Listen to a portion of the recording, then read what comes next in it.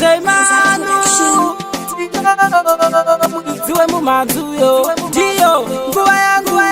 mari nenyama yangu yandaramba kupedza ndakamirira kuzongoitwa manigiva ndikude chindidawe iwe ndikude chindidawe iwe ndikude chiwane chashaiwa chidanane sehangaiwa zamara chapinda mwimba